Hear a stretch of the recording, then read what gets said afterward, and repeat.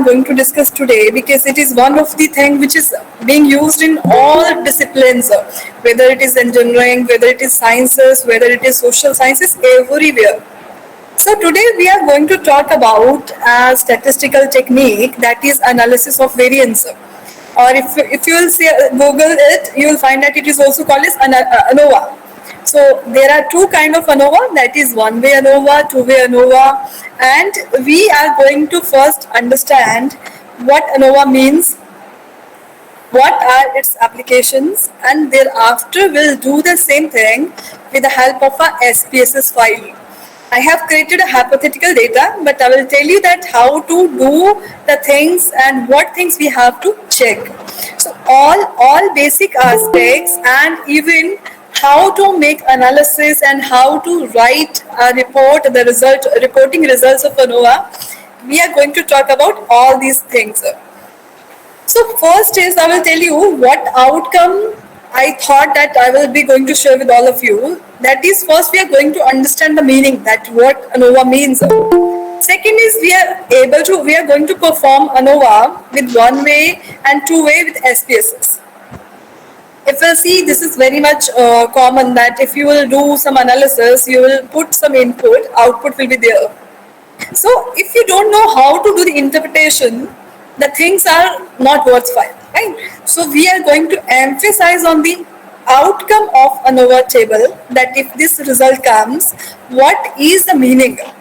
And the last is, there's one more term, if you have read, because you people are in the initial stages of research, once you will do research papers, you will read that sometime, along with ANOVA, post hoc tests are to be applied. So today we are going to cover everything, what is ANOVA, one-way, two-way, and why we have to go for further step, a step ahead of ANOVA, that is called as post hoc analysis. So I will try to cover all these things in today's class. If you see, the term is testing. ठीक है, हम जो भी बात करने जा रहे हैं, हम टेस्ट लगाने की बात करने जा रहे हैं. अब देखो, जब there are many varieties of tests are there. Test का भी ना there are some basis, कुछ बेस होता है. उसके लिए बेसिस जनरल जो अगर मैं बात करूँ जनरली जब हम टेस्ट डिसाइड करते हैं, I have written here choice of an appropriate hypothetical test. एक appropriate, because बहुत सारे टेस्ट है हमारे पास, टी टेस्ट है, काई है, अनोवा है, Kruskal Wallis, lot many tests are there. Qualitative research में भी है, क्वांटिटेटिव रिसर्च में भी है, but in what is important, we have to find the suitable test. With every data we can't apply any of the test. So हमें थोड़ा सा background पता होना चाहिए कि क्लासिफिकेशन कैसी होती है टेस्ट की. अगर मैं बात करूं, although I'm not going to discuss all these things in detail, but थोड़ा सा एक आइडिया दे रही हूँ आप लोगों को कि when we want to decide which test is to be applied, एक होता है scale of measurement of data. जो हमारा डेटा है, whatever data we have collected, वो कैसे collect किया गया है, उसका measurement scale क्या है, ratio scale है, nominal scale है, ordinal scale है. So हमें पता होना चाहिए scale of measurement. This is also one of the parameter. अगर हम बात करें स्पेशली ऑर्डिनल डेटा का, और हम बात करें that is ranking when is given, उस केस में ना test is having a very particular type. हम उसमें ANOVA and other things we can't apply. So हमारा scale of measurement we should be very much clear. एक है dependence independence of measurement, because जब हम अपना फर्दर जब आप लोग रिसर्च में जाएंगे तो आपको होगा कि आपके कुछ डिपेंडेंट वेरिएबल्स हैं, कुछ इंडिपेंडेंट वेरिएबल्स हैं. सो इनका इंडिविजुअल मेजरमेंट कैसा है. पॉपुलेशन, नंबर ऑफ पॉपुलेशन, ये बहुत इंपॉर्टेंट है कि आपने कितना पॉपुलेशन साइज कितना लिया, सैंपल साइज कितना लिया, आपका जो पॉपुलेशन डिस्ट्रीब्यूशन है वो कैसा है, नॉर्मल डिस्ट्रीब्यूशन है, नॉट नॉर्मल डिस्ट्रीब्यूशन है. अगर मैं नॉर्मल डिस्ट्रीब्यूशन की थोड़ा सा आइडिया देती हूँ, नॉर्मल डिस्ट्रीब्यूशन में क्या होता है, the data is equally distributed. Fine, the distribution that is below the mean and above the mean are equal. So there are lot many things which we have to take care when we finally decide कि कौन सा test लगाना है. ठीक है, अब ANOVA अगर मैं बात करूं, ऐसे सर ने बिगनिंग में बताया था this is a parametric test. अब थोड़ा सा मैं बताना चाहूंगी कि पैरामेट्रिक टेस्ट होता क्या है। अब देखो, पैरामेट्रिक टेस्ट का मतलब है if you want to apply this test you have to check some parameters and if those parameters are satisfied तभी आप टेस्ट लगा सकते हो। If the parameters are not satisfied आप टेस्ट नहीं लगा सकते। सो अनोवा एक ऐसा टेस्ट है जिसमें आप लोगों को you have to check certain conditions, that's why it is called as parametric test. अगर वो कंडीशंस फुलफिल नहीं होती हैं तो अनोवा नहीं लगेगा। अगर लगाओगे तो results are not accurate. You can't publish your research work in good journals because if your technique is wrong. सबसे बड़ा चैलेंज यही आता है जब हम पेपर्स भेजते हैं without looking the pre conditions we are applying anything which we knows. So that's why we are discussing that it is parametric. Parametric means we have to check certain things, certain conditions. एक और important चीज है जो ANOVA में होती है, ANOVA is called as analysis of variance, variability check करता है। बट अनोवा कब लगेगा? अगर आपके पास 2 से ज्यादा ग्रुप हैं।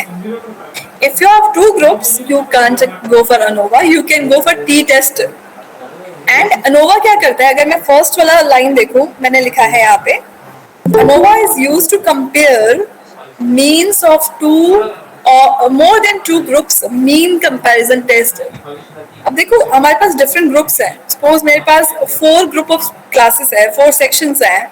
I want to know that कि जो सारे सेक्शंस हैं दे आर परफॉर्मिंग इक्वली। अगर हम कॉलेजेस में बात करें, we are very much concern about the performance of the different classes, different sections we have been assigned.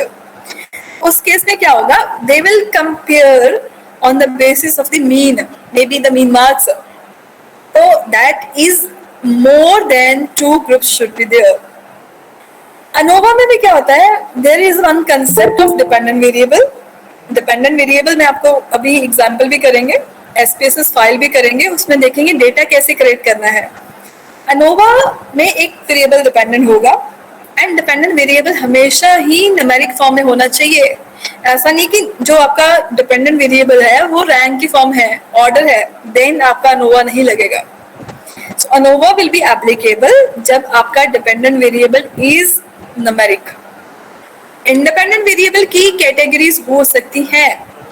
We will discuss more examples. छोटा सा भी एग्जांपल मैंने अभी कोट किया, I want to compare different sections, section 1, 2, 3, 4। So ये 4 sections क्या हो गया? These are the categories. This is one example. The independent, अगर हम जब SPSS की फाइल लेंगे ना, वहाँ पे एक ऑप्शन आएगा डिपेंडेंट वेरिएबल का। मैंने बोला कि एक इंडिपेंडेंट वेरिएबल होता है, बट जब SPSS की फाइल लेंगे उसमें जो इंडिपेंडेंट वेरिएबल होता है that is called age factor. उसमें इंडिपेंडेंट वेरिएबल नहीं लिखा होगा। सो independent variable is same age factor.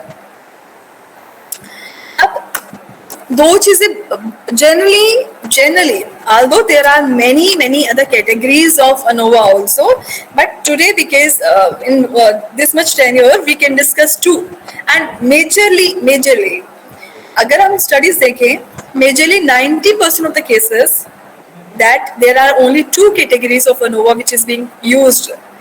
One is one way, second is two way. So we are going to cover both in the class today. अब मैं one way ANOVA की बात करूं, one way ANOVA क्या है? When your data is classified in one way or on the basis of one category only. मैं कुछ examples share करूंगी अभी। यस, वन वे अनोवा की एग्जांपल्स है, जैसे एक ऑलरेडी मैंने आपको एग्जांपल दे दिया।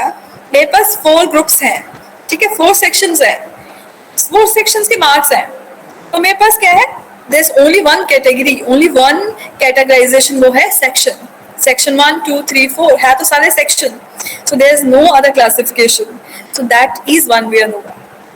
कुछ examples ये भी हैं, we will read because these examples are from different disciplines। अगर मैं एक फर्स्ट एग्जाम्पल की बात करूं, इसमें मैंने लिखा है group of patients are treated with different ways, with different therapies. ठीक है, एक है काउंसलिंग, एक है मेडिकेशन, सेकेंड है बायो फीडबैक. सो अब देखो, I suppose I am working in pharmacy, ठीक है, I am working in medical sciences. तो मेरे पास ये 3 वे है to cure a person: counselling, medication and biofeed. I want to compare which one is better. मैं क्या कर रही हूँ, बट यहाँ पे क्लासिफिकेशन क्या है? क्लासिफिकेशन सिंगल है, that is 3 type of treatment. This is on the basis of treatment. Second example देखो, a manufacturer has 3 different processes to make bulb. ठीक है, एक जो मैन्युफैक्चरर है, प्रोड्यूसर है, वो क्या करता है, इलेक्ट्रिकल बल्ब है, उसको 3 मेथड से बनाता है. अब क्या है, वी हैव क्लासिफिकेशन. क्लासिफिकेशन क्या होगी? First method, second method and third method. So the classification is on the basis of method. ठीक है, this is one way ANOVA. Third example मैंने यहाँ पे सिंपल सा एग्जाम्पल लिखा है, we all can understand very well. Student from different colleges appears for common test. We all know, अगर हम ग्रेजुएट्स की बात करें, जहाँ पोस्ट ग्रेजुएट्स की बात करें, हर कॉलेज में क्या है, जनरली मास्टर्स के जो स्टूडेंट्स होते हैं, they are appearing in UGC exams also. ठीक है, अब सपोज करो हम जो यूजीसी है वो इवेलुएट करना चाहती है in which college the master students are able to clear more UGC, because that is an indication the way of the teaching is being done.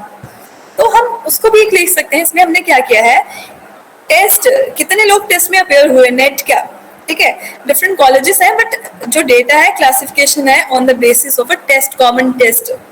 सो इन तीनों एग्जाम्पल की अगर हम बात करें, इन तीनों एग्जाम्पल में we have done classification, but एक ही classification है. First example में we talking about treatment, second example 3 methods, fourth example common exams. ठीक है, any doubt? I would like to know, is it clear? One way ANOVA थोड़ा सा समझ लगा कि classification, one way classification, what it means. ठीक है, now I would like to move to two way ANOVA. अभी से जस्ट मैं कुछ नहीं कर रही हूँ, I'm just sharing examples with you. Second है, if 2 or more factors are involved. 2 or more factors are involved means when our data is classified in more than one way. अब मैं पिछली एग्जाम्पल में अगर मैं ट्रीटमेंट की बात करूं, मैं methods of producing electrical bulb की बात करूं, और थर्ड केस जब मैं कॉमन टेस्ट की बात करूं, the classification is one way because the data जो क्लासीफाई किया है एक ही कैटेगरी में है. अब मैं कुछ और एग्जांपल दूंगी. क्लासिफिकेशंस बहुत हो सकती हैं. N way, और I told you that N way can be done, but majorly जो होता है वो 2 way तक ही that is used. रिसर्च में एक्चुअली में यूज होता है. तो मैं कुछ एग्जांपल्स मैंने ऐड की हैं, I would like to share. अब देखो, फर्स्ट एग्जांपल है, फर्स्ट एग्जाम्पल में मैंने लिखा है, how do advertisement level interact with price to influence the brand sales. कुछ नहीं है, this is very simple thing. इसमें मैं देख रही हूँ कि जो मेरी सेल्स हैं वो 2 चीजों को इफेक्ट कर रही है. एक हो गया एडवर्टीजमेंट एक्सपेंडिचर, उसकी मैंने क्लासिफिकेशन कर दी, low advertisement, medium and high. Third है प्राइस, प्राइस भी है मीडियम, लो एंड हाई. अब इस एग्जाम्पल में जो क्लासिफिकेशन है, कैटेगरीज हैं, 2 हैं. एक है आपका सेल इफेक्ट हो रहा है एडवर्टीजमेंट से, दूसरा आपका सेल इफेक्ट हो रहा है प्राइस से. इसको बोलेंगे 2 वे. अगर मैं सेकंड एग्जाम्पल बोलूं, सेकंड एग्जाम्पल में मैंने लिखा है do educational level, UG, PG, PhD. ये क्या हो गया? एजुकेशन लेवल, एक वेरिएबल हो गया. सेकंड है एज. एज है, different groups has been mentioned. Effect consumption of individual. अगर मैं कुछ ऐसी स्टडी करना चाहती हूँ जिसमें देखना चाहती हूँ जो लोगों की कंजम्पशन है क्या एजुकेशन से और एज से. मैंने 2 चीजें देखी हैं, 2 वेरिएबल्स एक टाइम पे ले रही हूँ, education, age, whether it influence, it is 2 way ANOVA. Third में एग्जाम्पल एक ले रही हूँ, can the sales of company varies in different districts over different seasons. अब देखो, हम 2 क्लासिफिकेशन है इसमें. One is different district, Amritsar, Jalandhar, Ludhiana, in summer, winter. अब क्या है, टू वे, क्योंकि दो कैटेगरीज हैं, two classification has been given, one is district and second is season, ठीक है। अजम्पशंस बहुत जरूरी है। अगर हम बिगिनिंग में बात करूं, मैंने फर्स्ट एग्जांपल शेयर किया था। इन द फर्स्ट एग्जांपल मैंने बोला है कि अनोवा एक पैरामीट्रिक टेस्ट है। पैरामीट्रिक टेस्ट का मतलब है अनोवा आप ऐसे नहीं लगा सकते। अगर आप अनोवा लगाना चाहते हो तो कुछ कंडीशंस हैं, कुछ अजम्पशंस हैं जो फुलफिल होनी पड़ेंगी। If these assumptions are not satisfied, you cannot go for ANOVA. But वो conditions क्या हैं? क्या चीजें हमें चेक करनी पड़ेगी? And we are going to do. सबसे पहला condition है your data should be normally distributed. सबसे पहला ANOVA का condition ये है your data should be normally distributed. अब जब हम बात करते हैं SPSS की, जब भी हम SPSS के रिजल्ट लेके आते हैं तो we are getting P value, ठीक है। पी वैल्यू क्या है? P value is being used to accept the hypothesis and reject the hypothesis. Just understand, जब आप एक्चुअली भी प्रैक्टिस करेंगे और you will do in your own data, तो आपको you will get more clarity also. P value अगर 0.05 से, simple सा रूल है, मैंने इसको बहुत सिंपल करके इस पीपीटी में डाल दिया ताकि आपको कोई कंफ्यूजन ना हो। Actually this is called as 5%, this is called as significance level. May be आप लोगों का भी हाइपोथेसिस टेस्टिंग पे कोई लेक्चर हुआ होगा। सिग्निफिकेंस लेवल क्या है? This is type 1 error, the probability of rejecting a true hypothesis. तो सोशल साइंस में हम जनरली 5% ही लेते हैं, इसलिए we will use the value 0.05। अगर p की वैल्यू 0.05 से ज्यादा होगी तो डेटा नॉर्मली डिस्ट्रीब्यूटेड है। बट अगर कम हो गई, if the value p is less than 0.5, तो क्या होगा? Data is not normally distributed. तो आप सबसे पहला कंडीशन ही फुलफिल नहीं हुआ, आप अनोवा नहीं लगा सकते। बट इसका मतलब ये नहीं है you can't do the analysis. There are lot many statistical tools are there. Some are parametric, some are non-parametric. Parametric means आपको कुछ पैरामीटर्स चेक करने पड़ेंगे, बट उसका सोल्यूशन है कई बार डेटा नॉर्मल नहीं आता। उस केस में क्या होता है? We have to go for non parametric test and we are getting the results. आप अच्छे पेपर देखेंगे तो आप देखेंगे कि both types of test are applied in the good research papers. Parametric भी मिलेंगे, कुछ पेपर आपको नॉन पैरामीट्रिक भी मिलेंगे, because sometime the data very difficult to get the normal data, normality in data. So अगर नॉर्मल है that's good, go for ANOVA. Parametric test are always consider better because certain parameters, certain conditions are fulfilled. But इसका मतलब ये नहीं है अगर वो conditions fulfil नहीं होती हमारे पास कोई और ऑल्टरनेट नहीं है। We have alternate, that alternate is called as non parametric test. पहला कंडीशन ये हो गया। सेकंड कंडीशन है this is called as the group has equal variances. Second जो चीज है इसको रिजेक्ट कैसे होना है, एक्सेप्ट कैसे होना है, I have written the condition. Second है जो भी आप ग्रुप ले रहे हो, मैंने बोला कि आपको अनोवा में मिनिमम 2 से ज्यादा ग्रुप होने चाहिए। 3 भी हो सकते हैं, 4 भी हो सकते हैं, 5 भी हो सकते हैं। बट सेकंड कंडीशन है homogeneity of variance.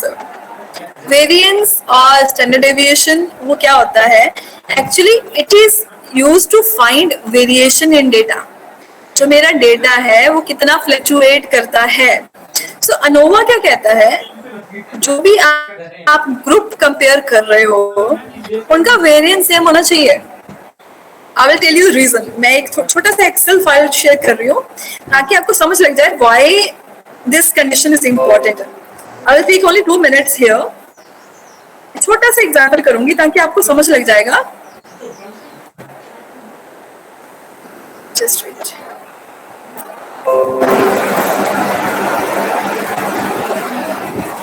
I'm going to share one Excel file.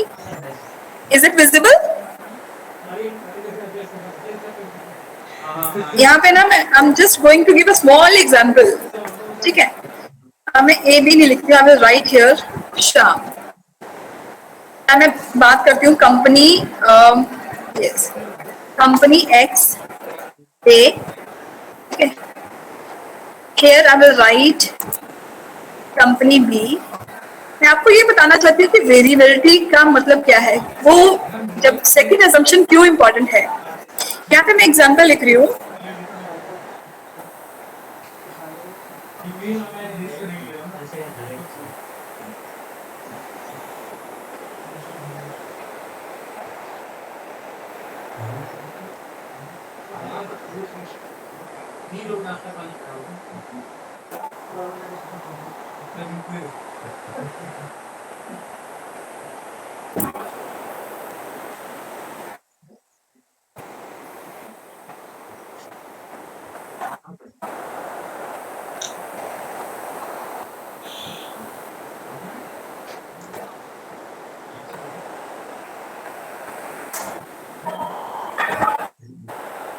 I will tell you what I am doing. मैं आपको भी बताऊंगी, just let me finish it first. और आई थिंक इसको बताना बहुत जरूरी है। यस,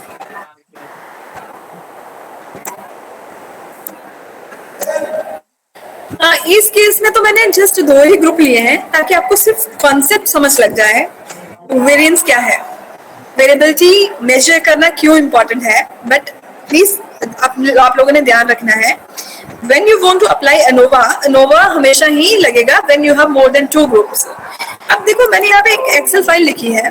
सपोज आपके पास 2 कंपनीज हैं, ठीक है। एक कंपनी में ये हर मंथ की सेल है, सपोज ईयर वाइज सेल है, ये है 2019, 20, 21 एंड 22, ठीक है। और प्रॉफिट देख सकते हो, कुछ भी पैरामीटर ले लो। अब मैं इस कंपनी ए की परफॉर्मेंस देखूं, ए की परफॉर्मेंस क्या है, चारों सालों में 100 सेल्स है। अगर मैं बी कंपनी की बात करूं, बी की सेल्स क्या है 400, बट उसके अगले सालों, तीनों सालों में इसकी सेल्स 0 है। अगर हम इसका मीन निकालें तो मीन क्या है, मीन क्या होता है, sum of observations divide by number of observations. दोनों केसेस में मीन एग्जैक्टली सेम है, ठीक है। तो इसलिए हम मीन के बेसिस पे कंपेयर नहीं कर सकते। बट अगर आप स्टैंडर्ड डेविएशन देखेंगे, स्टैंडर्ड डेविएशन क्या है, डिस्पर्जन है। डिस्पर्जन का मतलब है वेरिएबिलिटी चेक करता है कि कितनी डेविएशंस हैं एक सैंपल में। अगर हम पहले की बात करें, पहले कंपनी ए के केस में स्टैंडर्ड डेविएशन और डेविएशन की वैल्यू 0 आई। क्यों 0 आई, क्योंकि every value is perfectly representing mean. जो मेरी मीन वैल्यू थी वही मेरी सारी वैल्यूज हैं, तो कोई डेविएशन ही नहीं है। डेविएशन तब आएगा अगर यहाँ पे 400 है, यहाँ पे 300 है, यहाँ पे 200 है और मीन 100 है। डेविएशन का मतलब है deviation of the values from the central value. इसलिए इस केस में इसकी वैल्यू 0 आई और हम कह सकते हैं ये कंपनी कंसिस्टेंट है। सेकेंड केस में हम देखें, इसकी स्टैंडर्ड डेविएशन की वैल्यू क्या आई, 173। दिस इज वेरी हाई, क्योंकि अब देखो हमारा मीन है 100, बट यहाँ पे 3 वैल्यूज हैं, they are exactly 0, not closer to mean. और ये वैल्यू क्या है, ये भी बहुत डिफरेंट है फ्रॉम मीन, तो इसीलिए स्टैंडर्ड डेविएशन की वैल्यू बहुत ज्यादा आई। अब कोई मतलब नहीं बनता कि हम इन दोनों ग्रुप्स को कंपेयर करें, क्योंकि मीन तो सेम है, बट अगर हम इसका वेरिएंस देखें, इनका स्टैंडर्ड डेविएशन देखें, तो lot many deviations are there, 2 companies are not comparable, क्योंकि दोनों कंपनीज में वेरिएबिलिटी बहुत ज्यादा है। सो अनोवा में क्या एक कंडीशन है, अनोवा सेज हम ग्रुप्स को कंपेयर करेंगे, बट एक कंडीशन जरूर चेक करो, all groups should have equal variance. मेरे 4 ग्रुप हैं, 5 हैं, थोड़ा बहुत तो वेरिएबिलिटी हो सकती है। सपोज एक जो है ग्रुप है उसका स्टैंडर्ड डेविएशन 10 आया, दूसरे का 11 आया, तीसरे का 13 आया, so they are very closer. But ऐसा नहीं है कि एक का 0 आ रहा है और दूसरे का 173, जो मैंने अभी एग्जांपल शेयर किया। अगर ऐसा सिचुएशन है तो अनोवा नहीं लगेगा। अनोवा कब लगेगा? When there is equal variance. So हमें कैसे पता चलेगा इक्वल वेरिएंस है? We will check the p value. अगर ये ज्यादा है तो इक्वल वेरिएंस है, अगर नहीं ज्यादा है तो नहीं ज्यादा है। तो क्या होगा? अनोवा की जगह पे अनोवा लगेगा, बट अनोवा का सब्स्टिट्यूट लगेगा, that is called as Welch analysis. वो भी हम आज करेंगे। थर्ड कंडीशन है, ऑब्जर्वेशंस जितनी भी ली है आपने, जितना भी सैंपल लिया है वो इंडिपेंडेंट होना चाहिए। इसके लिए कुछ भी टेस्ट करने की जरूरत नहीं है। There is no need to apply any statistical test. आप this is the common sense, this is our observation. Observations independent कब होंगी? जब जो whatever is coming in the one series will not come in the second. मैं आपको example देती हूँ। मेरे पास 4 सेक्शन है, section 1, section 2, section 3 and section 4। ये एमबीए की क्लासेस है सपोज। अब जो सेक्शन 1 में आएगा वो सेक्शन 2 में बच्चा नहीं आएगा। They are independent. सो जितने भी डेटा है, ऑब्जर्वेशंस है, इंडिपेंडेंट होनी चाहिए।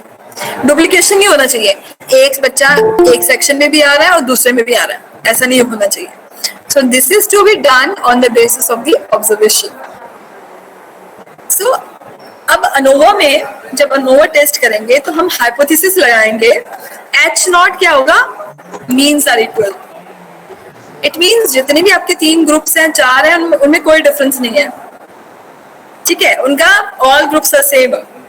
अगर मैंने अनोवा लगाया, मेरा H1 H0 एक्सेप्ट हो गया, तो मैं क्या करूँ? बोलूंगी all sections of MBA have equal performance. But अगर H1 नल हाइपोथेसिस नहीं एक्सेप्ट होता है, ऑल्टरनेट एक्सेप्ट होता है, इट मींस कुछ तो डिफरेंस है। मे बी फर्स्ट ग्रुप दूसरे से डिफरेंट है, या सेकंड डिफरेंट है थर्ड से, थर्ड फोर्थ से डिफरेंट है, but there is the difference. So मैं एक चीज ऐड करना चाहूंगी, this is very interesting here. अगर H0 एक्सेप्ट होता है तो स्टोरी खत्म है यहीं पे। The story ends here only. सारे ग्रुप सेम है तो वी विल राइट, हम कंक्लूड कर देंगे। बट अगर story is moving towards the second, that is alternate hypothesis, तो हमें एक और स्टेप लगाना पड़ेगा जिसको हम बोलते हैं post hoc test. Post hoc test क्या है वो बताएंगे कि अगर ग्रुप सेम नहीं है तो कौन से ग्रुप डिफरेंट है। And really I would like to say, आप जितने भी अच्छे पेपर देखेंगे, दे आर मूविंग, अनोवा तक खत्म नहीं होता है, they are using post hoc test. So that's why I have included in my today's work also. So now I would like to know, before doing the same thing, with the help of SPSS, any question till this? हमने 3 conditions की बात की है। ANOVA एक parametric test है, तभी लगेगा अगर डेटा नॉर्मल डिस्ट्रीब्यूटेड है, होमोजेनिटी ऑफ वेरिएंस है, and third all events are independent. ठीक है, करें इसको SPSS में? Can we do? Yes ma'am. Thank you so much. So मैं first will do with one way ANOVA, then will do with 2 way ANOVA. So मैं एक file open करने जा रही हूँ। yes. ये मेरी फाइल विजिबल हो रही है? Yes okay, just give me a minute. ठीक है जी, इसमें आपको मैं पहले बताऊंगी कि डेटा कैसे करना है, डेटा कैसा है, थोड़ा सा डिस्क्राइब करूंगी इसमें। ये मैंने ना, I have created hypothetical data ताकि हम थोड़ा सा इसको समझ सकें। यहाँ पे डेटा है, मैंने 2 तरह के वेरिएबल्स लिए हैं। SPSS में 2 शीट्स आएंगी, एक है variable view. Variable view means जहाँ पे आप वेरिएबल्स को एंटर करेंगे, उसका डेटा लिखेंगे, उसकी क्लासिफिकेशन करेंगे। तो मैंने क्या लिखा वेरिएबल्स में, एक लिखा मैंने डिस्ट्रिक्ट्स। अब मैंने कौन से डिस्ट्रिक्ट्स एंटर किए हैं? मैंने एंटर किए हैं अमृतसर, जलंधर, लुधियाना एंड पटियाला। सो मैंने 4 डिस्ट्रिक्ट्स लिए हैं। सेकंड चीज मैंने क्या की है, ये क्या हो गया, कैटेगोरिकल वेरिएबल हो गया। सेकेंड चीज मैंने ली है सेल्स। सेल्स क्या है, इन डिस्ट्रिक्ट्स में सेल्स कैसे होती है, अमृतसर में कितनी सेल्स हुई, जलंधर में कितनी हुई, लुधियाना में कितनी हुई, इसका डेटा मैंने यहाँ पे एंटर कर दिया। अब एक चीज हमें याद रखना पड़ेगा, जब हम डेटा एंटर करेंगे यहाँ पे एक ही कॉलम बनेगा, अलग अलग डिस्ट्रिक्ट्स का कॉलम नहीं बनेगा। अब मैंने क्या किया, फर्स्ट स्टैंड्स फॉर अमृतसर, ये मैंने क्लासिफिकेशन की हुई है। अगर मैं यहाँ पे क्लिक करती हूँ 1 Amritsar, 2 Jalandhar, 3rd Ludhiana and 4th Patiala. So आपको यहाँ पे सिर्फ अब नंबर नजर आएगा, क्योंकि इसको क्लासिफिकेशन को सिंपल करने के लिए 1st, 2nd, 3rd, 4th, so these are 4 districts। so हमें क्या करना है, we have to make 1 column only, ठीक है। सेकंड क्या है, सेल। 1 के सामने मैंने लिखा है 22, इसका मतलब है 1 मींस अमृतसर। अमृतसर में क्या सेल हुई है, 22, 22.5, 21.5, 22, 22.5, 21.5। अब यहाँ पे आ गया 2 का मतलब है जलंधर। जलंधर में सेल्स क्या है, 19, 19.5, 21 दिस वे। तो ये थोड़ा सा मैंने आपको बताया कि डेटा कैसे एंटर करना है। अब मैं एक चीज आपको बताऊंगी कि डिपेंडेंट वेरिएबल कौन सा है और इंडिपेंडेंट वेरिएबल कौन सा है। सेल्स मेरा डिपेंडेंट वेरिएबल है, सेल्स डिपेंड करती हैं डिस्ट्रिक्ट्स पे। एंड मैंने आपको पीपीटी में बताया था, जो इंडिपेंडेंट वेरिएबल है एसपीएसएस की फाइल में उसको हम फैक्टर बोलते हैं, ठीक है। सो कोई बता सकते हैं मुझे, हमने कौन सी 3 कंडीशन की बात की है? What are the 3 conditions we have discussed? पहला कंडीशन क्या था, नॉर्मेलिटी, ठीक है। पहले हम चेक करेंगे, हम अनोवा तभी लगा सकते हैं अगर डेटा नॉर्मल है। सो मैं आपके साथ शेयर करूंगी, उससे पहले मैं थोड़ा सा पीपीटी भी को निकाल लूं ताकि हम रिजल्ट्स भी डिस्कस कर सकें। यस, अब हम सबसे पहले बात करेंगे नॉर्मेलिटी कैसे चेक करनी है। आप लोग चाहे स्टेप्स नोट कर लें। Will go to analyze, analyze पे गए, एनालाइज डिस्क्रिप्टिव, डिस्क्रिप्टिव में जाके एक्सप्लोर, एनालाइज डिस्क्रिप्टिव एक्सप्लोर। अब मैंने आपको बोला डिपेंडेंट वेरिएबल है मेरा सेल, क्योंकि सेल डिपेंडेंट है डिस्ट्रिक्ट्स पे। फैक्टर में हम क्या डालेंगे, डिस्ट्रिक्ट्स को।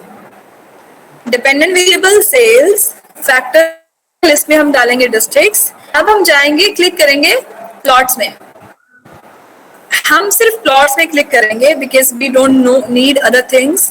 प्लॉट में क्या है, नॉर्मेलिटी प्लॉट्स, इसको टिक करें, कंटिन्यू, ओके।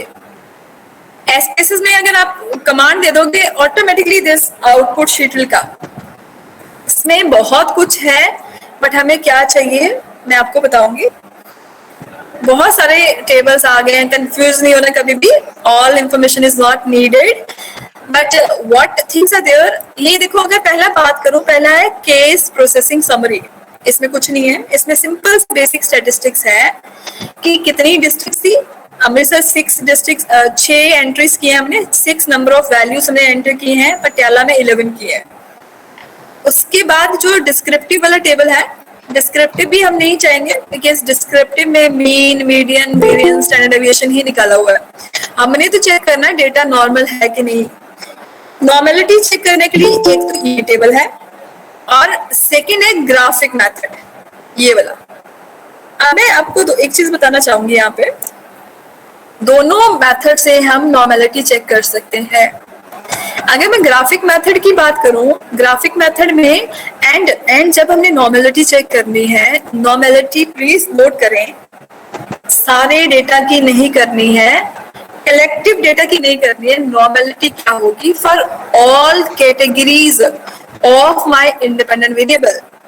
अब मेरा कौन सा कैटेगरी था, अमृतसर, जलंधर, लुधियाना। मेरी चारों डिस्ट्रिक्ट्स नॉर्मल आनी चाहिए, चारों में डेटा नॉर्मल आना चाहिए। अगर नहीं आएगा we can't go for ANOVA, ठीक है।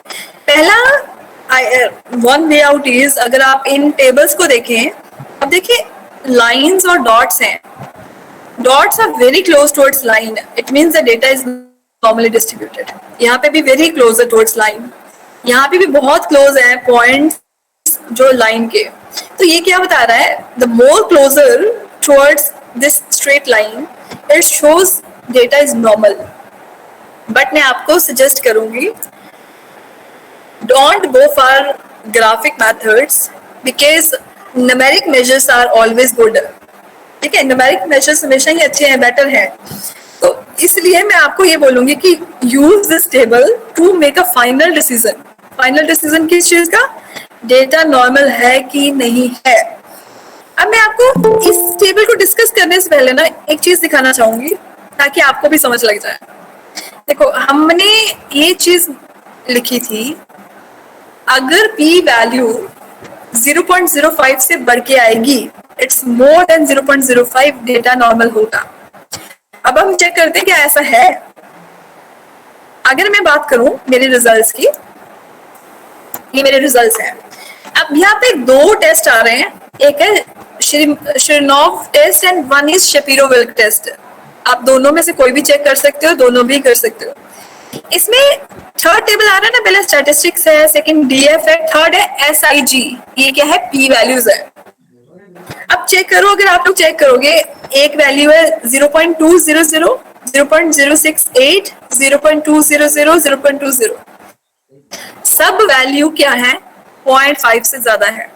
तो डेटा क्या है, नॉर्मली डिस्ट्रीब्यूटेड है इन ऑल डिस्ट्रिक्ट्स।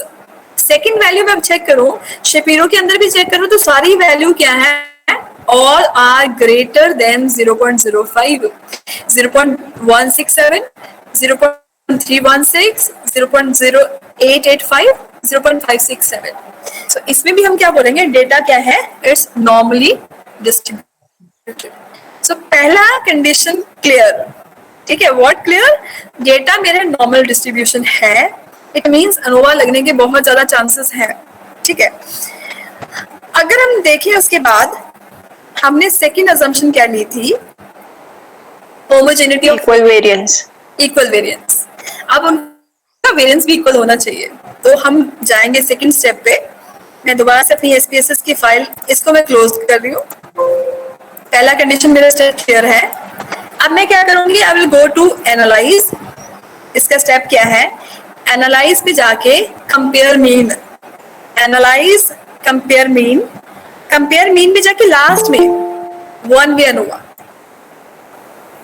मेरी सेल्स डिपेंडेंट है, डिस्ट्रिक्ट्स मेरी इंडिपेंडेंट है।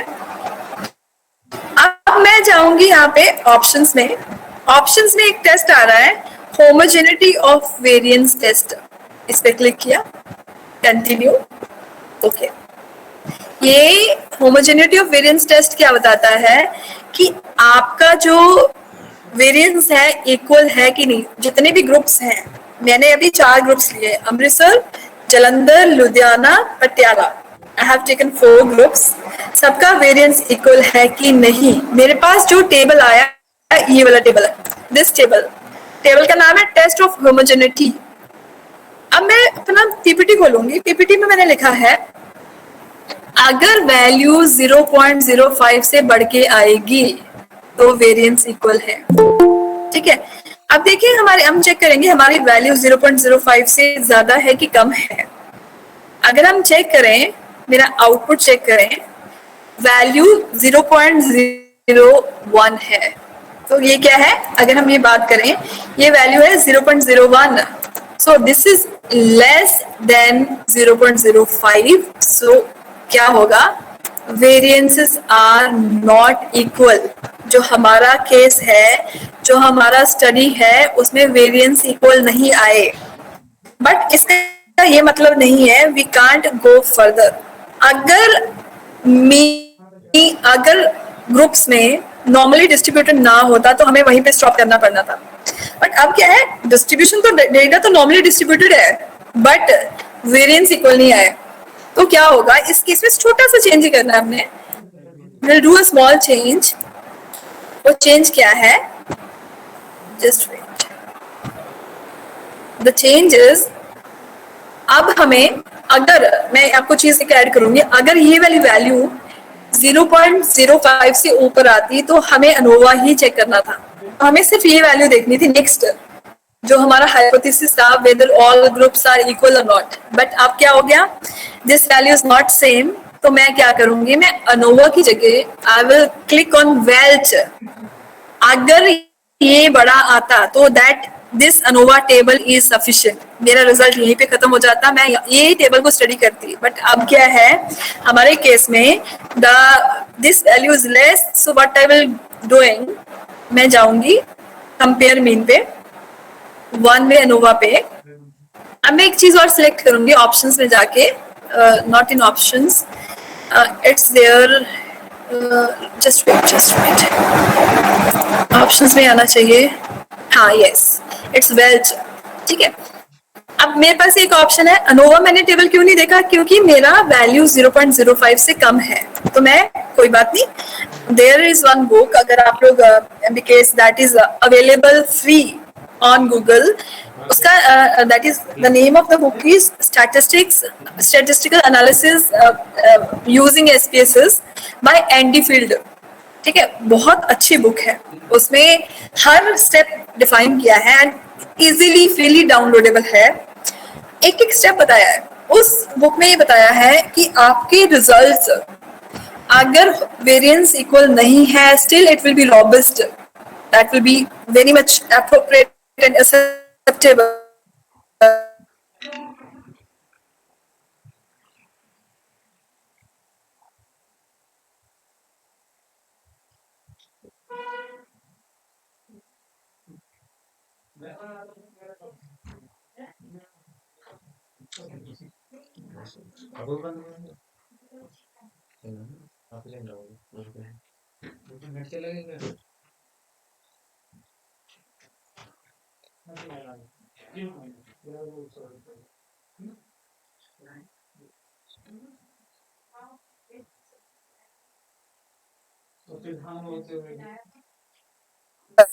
बट ये लगेगा अगर ये वैल्यू 0.05 से ऊपर है, अगर कम है तो just select Welch.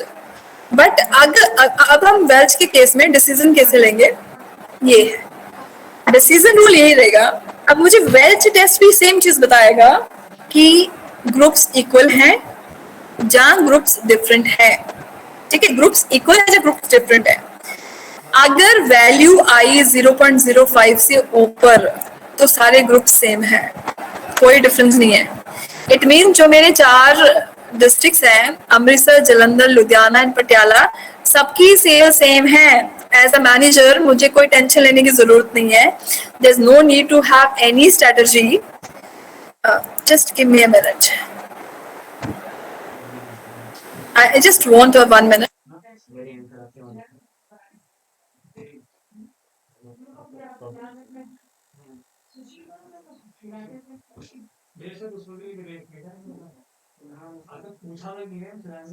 Yes, so अब क्या है, we have to take the decision, but applicable यही रहेगा, सेम रूल।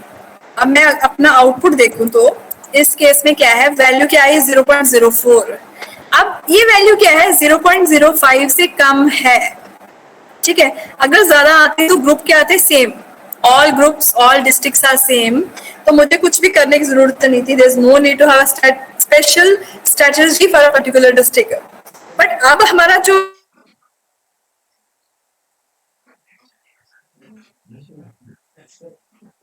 रिजेक्ट हो गया, तो हम क्या कंक्लूड करेंगे, एटलीस्ट एक डिस्ट्रिक्ट बाकियों से डिफरेंट है, और हम कह सकते हैं सारे ग्रुप सेम नहीं है। कई लोग क्या करते हैं, some researchers they are ending the results here only. अगर आपके सारे ये कंक्लूड हो गया आपके सारे ग्रुप्स इक्वल नहीं है, तो वो क्या करते हैं, यहाँ पे एंड कर देते हैं। That's why generally the papers are not accepted in good journals, क्योंकि हमें एक और स्टेप करना है। अगर ग्रुप्स इक्वल नहीं है तो कौन सा ग्रुप डिफरेंट है, we have to go for post hoc test. तो मैंने इंटेंशनली फर्स्ट जो फाइल मैंने शेयर की है वन वे अनोवा की, उसमें हमारा रिजल्ट क्या आया, all groups are not equal. तो मुझे क्या करना पड़ेगा, मुझे सिर्फ एक और स्टेप करना है जिससे मुझे पता लग जाएगा विच ग्रुप इज डिफरेंट, ठीक है। तो मैं क्या करूंगी, एक और छोटा सा स्टेप करूंगी, analyse compare mean one way ANOVA. इसमें पोस्ट होक दिख रहा है ना सबको? पोस्ट होक का मतलब है अगर ग्रुप इक्वल नहीं है तो पोस्ट होक उसके बाद क्या होगा। Click here. यहाँ पे ना आपको बहुत सारे टेस्ट मिलेंगे।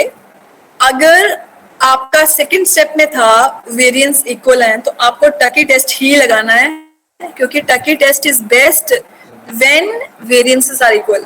बट अगर हम देखें हमारा स्टडी हमने वेल्च लगाया, वेल्च लगाया मीन्स हमारे जो वेरिएंस इक्वल नहीं थे, वेरिएंस इक्वल नॉट अज्यूम्ड, तो ये 4 कैटेगरीज ऑफ टेस्ट हैं जिसमें it is always mentioned in good books apply games Howell test, क्योंकि ये सबसे बाकी जितने भी टेस्ट हैं उसमें से सबसे बेस्ट गेम्स Howell टेस्ट ही है। So I will do it. Okay, अब देखो पोस्ट होक टेस्ट क्या बताता है कि अगर ग्रुप्स सेम नहीं है, अगर हमारे डिस्ट्रिक्ट्स हैं अमृतसर, जलंधर, लुधियाना, ये सेम नहीं है तो क्या होगा। हमें कैसे पता चलेगा कौन से डिस्ट्रिक्ट एक दूसरे से डिफरेंट है। अब यहाँ पे ना कुछ टेबल्स आ गए, क्लासिफाई किया है। अगर हम फर्स्ट वाला कॉलम देखें ये वाला, इसमें लिखा है डिस्ट्रिक्ट सर, एक साइड पे लिखा है अमृतसर, उसको कंपेयर किया है जलंधर, लुधियाना, पटियाला से। सेकेंड रो देखें उसमें लिखा है जलंधर, उसको कंपेयर किया है अमृतसर, लुधियाना, पटियाला से। थर्ड है लुधियाना, उसको कंपेयर किया है अमृतसर, जलंधर, पटियाला से। फोर्थ है पटियाला, उसको कंपेयर किया है अमृतसर, जलंधर, लुधियाना से। ठीक है, क्योंकि एक को कंपेयर करेंगे बाकियों से तभी तो हमें डिफरेंस पता लगेगा। ये है फर्दर नेक्स्ट स्टेप।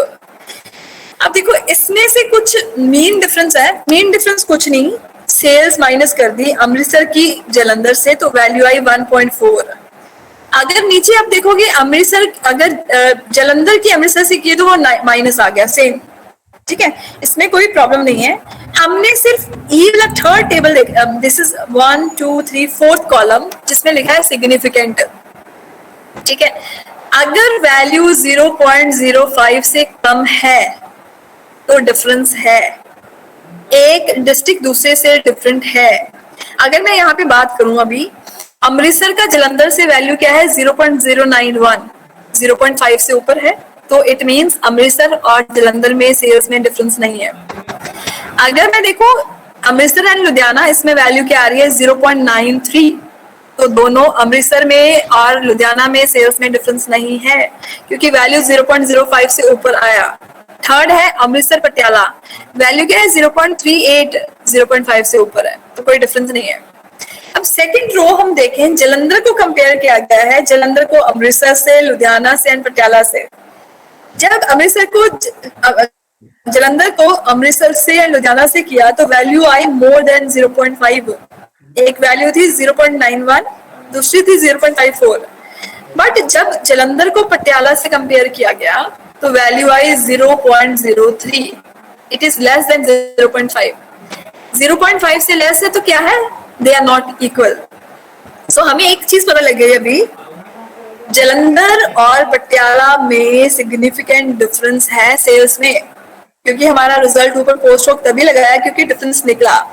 डिफरेंस कहाँ आ रहा है अभी? अभी एक डिफरेंस आया मेरा जलंधर और पटियाला में, क्योंकि इसी की पी वैल्यू 0.05 से कम है। अब लुधियाना का बाकी डिस्ट्रिक्ट से देखो, थर्ड रो देखो, अमृतसर से, जलंधर से, लुधियाना से सबकी वैल्यू 0.5 से ऊपर है। इट मींस अगर लुधियाना को कंपेयर करोगे अमृतसर, जलंधर, पटियाला से तो कोई डिफरेंस नहीं है। लास्ट रो है पटियाला। पटियाला को कंपेयर किया गया है अमृतसर, जलंधर, लुधियाना। अगर पटियाला को अमृतसर से कंपेयर करें तो वैल्यू क्या है 0.38, कोई डिफरेंस नहीं है।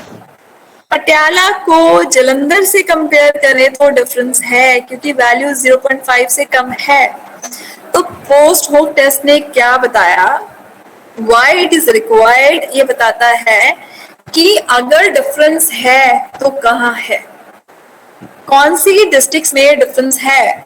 So this is a beauty of the post hoc test and I will tell you that अगर आपके डेटा में भी डिफरेंस आता है तो प्लीज पोस्ट हॉक टेस्ट जरूर अप्लाई करें, बिकॉज ये आपका further they will add to your analysis. they will add to the implication part. जब आप अपने पेपर में रिजल्ट्स लिखेंगे, डिस्कशन लिखेंगे, तो आपको you will get more insights. ठीक है, तो this is very much needed. So what we have done, we done one way ANOVA. ठीक है, अब similarly I would like to discuss two way ANOVA. Are we ready? Any question in one way? हमने one way में क्या किया है? We tested all assumptions. We have seen the values. Third जो last वाला स्टेप था उसमें groups equal नहीं आए. ऐसा भी हो सकता है आपके केस में आपके डेटा में रिजल्ट्स इक्वल आ जाए. सो मैंने क्या किया, मैंने इंटेंशनली दो तरह के डेटा लिया. पहली मैंने फाइल ली वन वे ANOVA, जिसमें क्या है, results data all districts are not equal. अब मैं क्या कर रही हूँ, मैंने एक और फाइल बनाई है टू वे ANOVA की, जिसमें आपका data that is groups will be equal, तो पोस्ट वर्क टेस्ट की जरूरत नहीं पड़ेगी. The intent was I would like to make it clear कि आपको दोनों केसेस क्लियरली पता चल जाए. सो करें proceed to way ANOVA? Yes ma'am. Thank you. So I'm ending one way ANOVA here. I'm going to close the file. और मैं आपको भी to way ANOVA file open करूंगी और बताऊंगी टू वे ANOVA फाइल होती कैसी है और उसको टू वे ANOVA क्यों बोलते हैं. I'm just going to share this.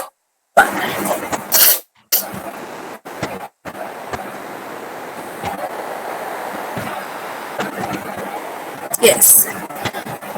अगर आप देखेंगे you will find the files are very similar.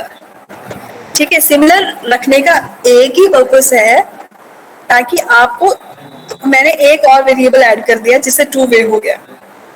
Data is similar so you will get more clarity कि डिफरेंस कैसे है और कैसे टेस्ट को अप्लाई करना है.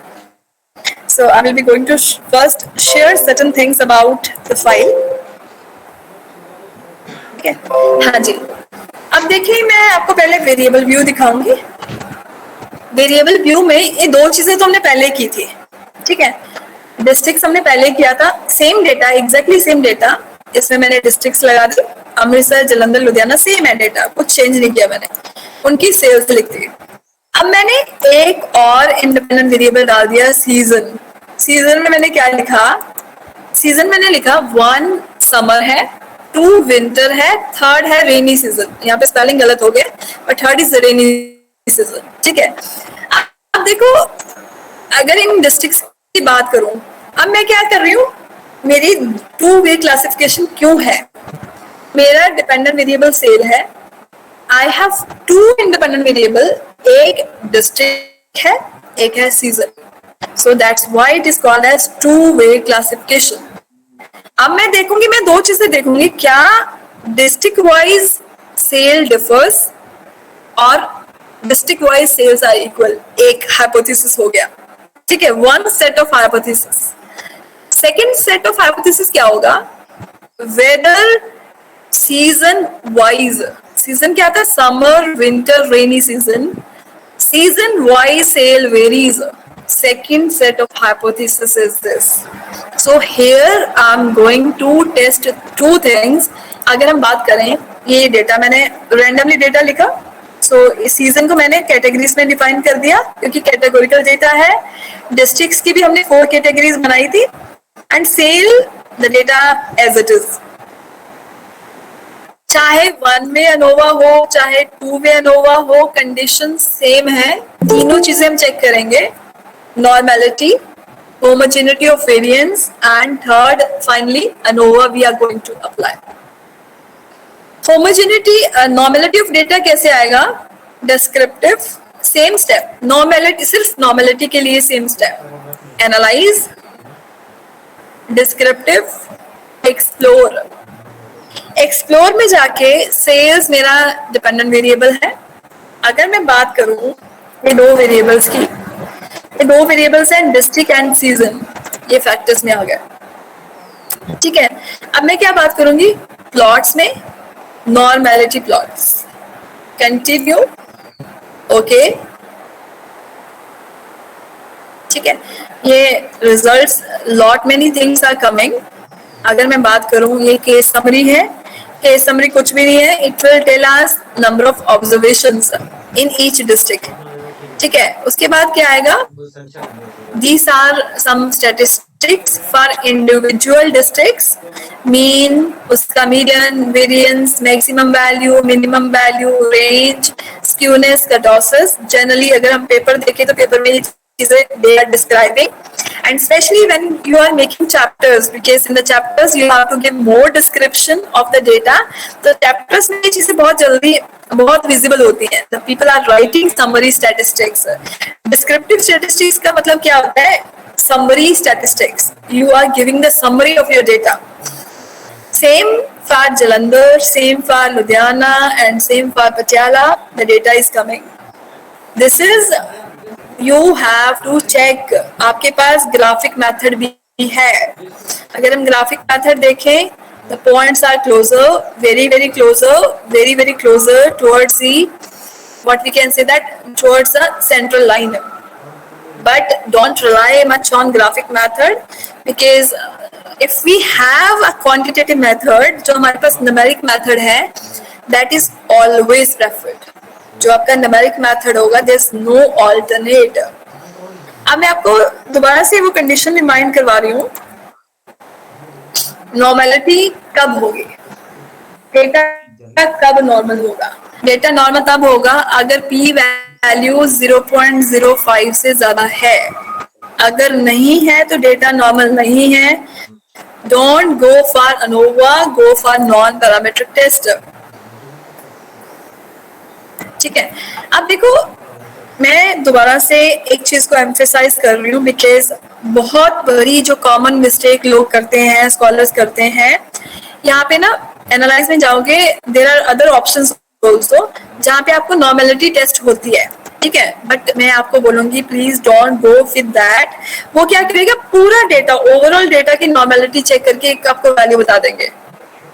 हम अनोवा तभी लगा सकते हैं if data is normally distributed across all districts। ठीक है, अगर यहाँ पे देखिए value significant value means P value, सबकी वैल्यू पी वैल्यू 0.05 से ज्यादा है।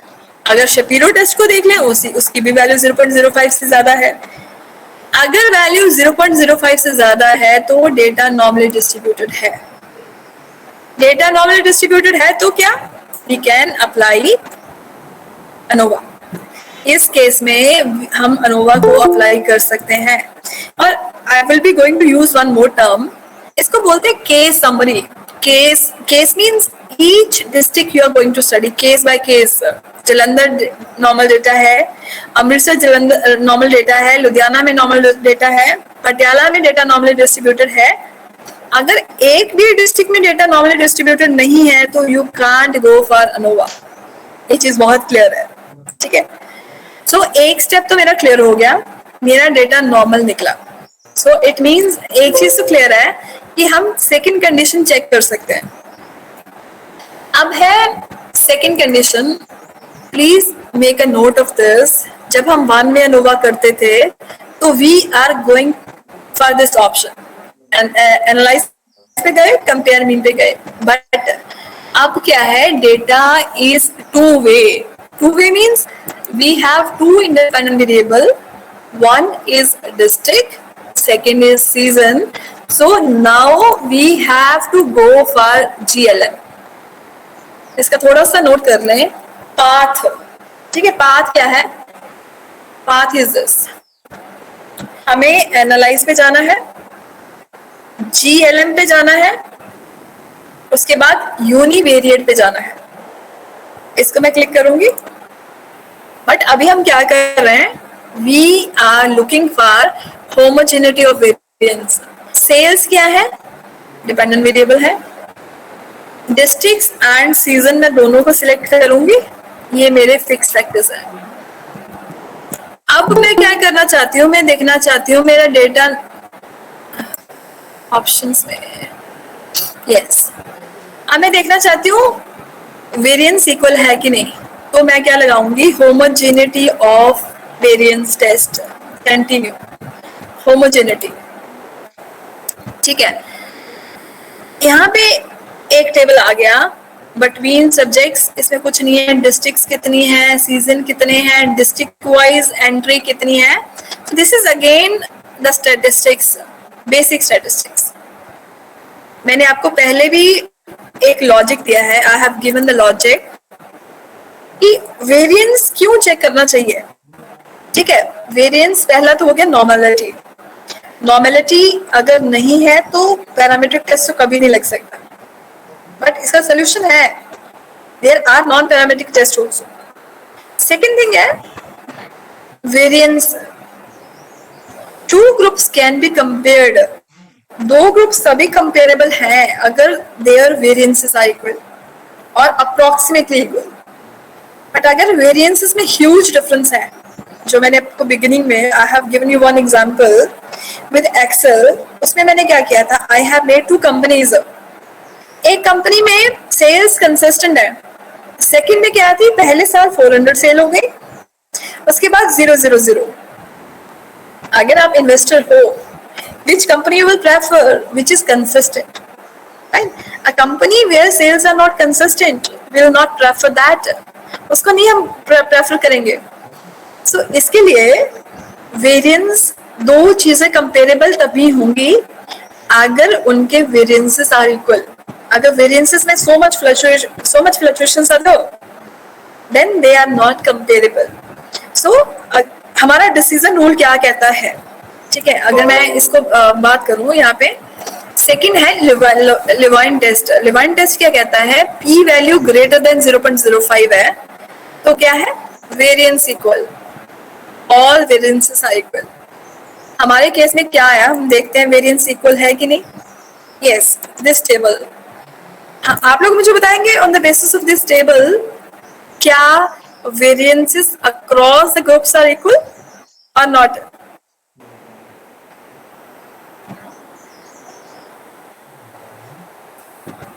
Variances are equal or not? This is the value 0.0154. अगर हम कंपेयर करें, इन्होंने बोला कि अगर वैल्यू 0.05 से बड़ी है तो वेरिएंस इक्वल है. हमारी वैल्यू बड़ी है. यस मैम, बड़ी है मैम, इक्वल है. Yes, our value is more than 0.05, तो क्या है, variances are equal. We can go for ANOVA. There is no need to go for Welch. Welch की जरूरत नहीं है. तो अगर अब आपको सेपरेटली ANOVA नहीं लगाना. अगर ये कंडीशन सेटिस्फाइड हो जाती है लिविंग के बाद, ऑटोमेटिकली जो नेक्स्ट टेबल आता है वो ANOVA टेबल है, ये वाला. इट मीन्स अभी हमें कुछ नहीं करना है. This is the last thing we have to check. अब लास्ट में हमने क्या चेक करना है, ये हमारे पास अब दो हाइपोथेसिस बने हैं, two set of hypothesis are there. पहला हाइपोथेसिस मेरा क्या होगा, that is sales across the districts are same, H0. H1 क्या है, there is a difference. Second set of hypothesis क्या होगा, sales across the seasons are same, and alternate इसका क्या हो गया, sales across the different seasons are not same. एक same है कि नहीं है, we are going to check from this value. अगर हम बात करें यहाँ पे, मेरा ओवरऑल मॉडल सिग्निफिकेंट है क्योंकि ये वैल्यू, फर्स्ट वाली वैल्यू 0.808 है, सो ये 0.5 से आएगी. अब देखो इसकी फर्स्ट जो कॉलम है सोर्स है, इसमें एक चीज लिखी है डिस्ट्रिक्ट. डिस्ट्रिक्ट के सामने एंड में पी वैल्यू क्या है, 0.485. ये 0.05 से बड़ी है, तो हम क्या बोल सकते हैं, district wise sales are equal. एक चीज, एक classification, one way classification, one set of hypothesis has been accepted. District की P value, last column, district पहला कॉलम है, उसके लास्ट में पी वैल्यू लिखी है 0.485. ये 0.05 से बड़ी है, तो it means all districts has equal sales. District wise there is no difference in the sales. Second classification क्या थी, season. क्या season wise sales इफेक्ट करती हैं. सीजन के सामने जो P वैल्यू लिखी है that is 0.864. ये वैल्यू क्या बताती है, it is more than 0.5. So It means Yes, ma'am. what we can say, there's no significant difference of sales across the seasons. अब I would like to ask you one question. हमारे case में क्या हुआ, मैंने intentionally I picked two type of data set. First में क्या था, जब फर्स्ट हमने वन वे अनोवा किया, उस केस में all districts are not equal. तो हमने क्या किया, हमने फर्दर एनालिसिस किया. We have done one more step. So हम देखेंगे क्या एक्चुअली में डिफरेंस कैसे है, कौन सी डिस्ट्रिक्ट दूसरे से डिफरेंट है. तो पोस्ट हॉक टेस्ट लगाना पड़ा. We had applied post hoc test क्योंकि सारी डिस्ट्रिक्ट इक्वल नहीं थी. बट जब हमने टू वे अनोवा लगाया, क्योंकि हमारा डेटा डिफरेंट है, we have two independent variables. एक मेरा इंडिपेंडेंट वेरिएबल सेल्स है, सेकंड इंडिपेंडेंट वेरिएबल क्या है, सीजन. बट अब हमने इनका इन्फ्लुएंस देखा, इनका हाइपोथेसिस टेस्टिंग देखा, तो दोनों केसेस में it is the value is greater than 0.05. So हम कह सकते हैं सीजन वाइज जहाँ डिस्ट्रिक्ट वाइज जो सेल्स हैं not varies, it is not varying with the districts, it's not varying with the season. So my one question is there any need for post hoc test here? क्या हम लगाएंगे post hoc test? No. No, ma'am. It means my analysis ended here. There is no need. So intentionally what I have done, I picked two type of data. In the one there is a need क्योंकि दोनों all districts were not equal. In the second all come same, so there is no need to go for the next step. There's no need for post hoc test. So what I would like to say, so when you are going to report your results, when you're going to start writing your research paper, because ANOVA is a technique which is generally applied in every discipline. There are two techniques which are very much common. One is ANOVA and second is called as chi-square, the cross tabulation. Both techniques are used everywhere in almost all disciplines, pharmacy, engineering, management, social sciences, everywhere. So that's why there one in the beginning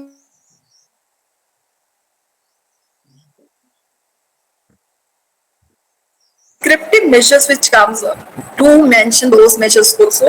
So those are the basic statistics, those are the summaries of your data, because once you are writing your chapters or you are writing your research paper, the person who is going to read it must be aware that what sort of data you have taken, how much observations are there in each of the district. So that will always beautify your research paper or your chapter.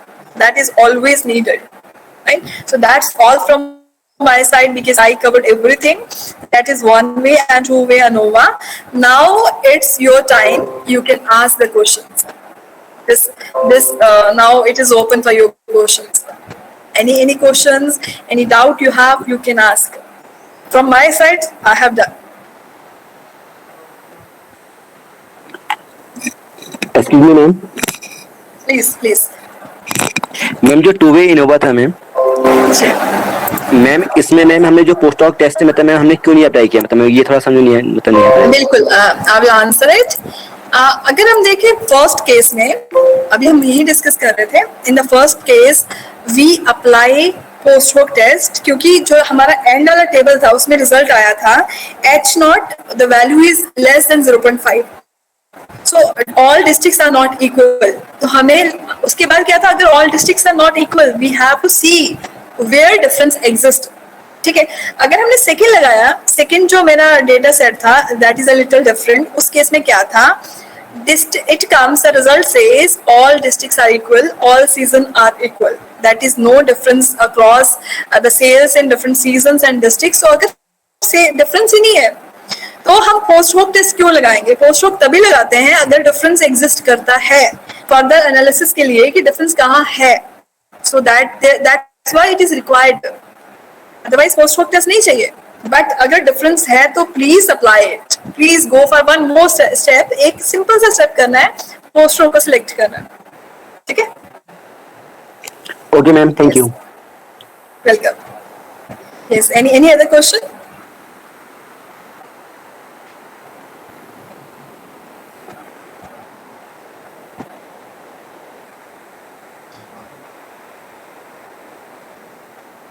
I hope no further.